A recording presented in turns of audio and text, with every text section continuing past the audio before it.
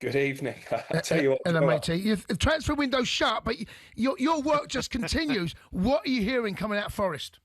can I tell you, I was tucked up in bed when I got the message to say that this story was about to break. Nuno Espirito Santo sacked by Nottingham Forest. Now, not the biggest surprise in the world because I think we all felt Wow. that his relationship with Evangelos Marinakis, the Forest owner, was at breaking point after those inflammatory comments, quite frankly, that Nuno made before Forest played Crystal Palace last month. He admitted that he didn't talk to the owner as much as he used to, that maybe their relationship wasn't as it once was, and now Evangelos Marinakis, who I know took umbrage at those comments, has been mulling this over for a few weeks, has decided to pull the trigger. The international break, so often a graveyard for Premier League managers. But I think Forest fans will be divided about this news tonight because they appreciate the job that Wow. Marinakis has done for the football club, but they also appreciate what Nuno has done in his 2 years there, particularly last season, leading the club back into Europe for the first time since the glory days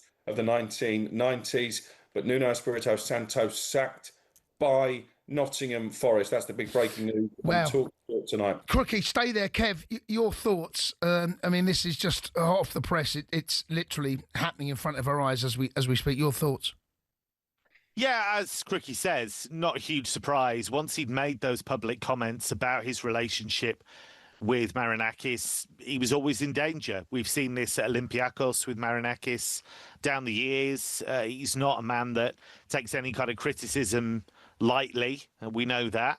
And even if you've had the kind of campaign that Nuno has, it doesn't necessarily insulate you from this kind of thing. It was clear that his relationship with Edu, the sporting director, had been a complete non-starter. That obviously fueled the flames.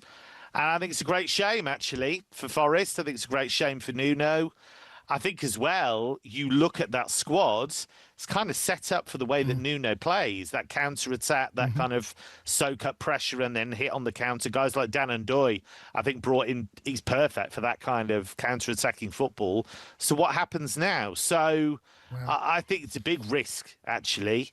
Not just in terms of the overall feel of the club and the vibe of the club, but actually tactically as well.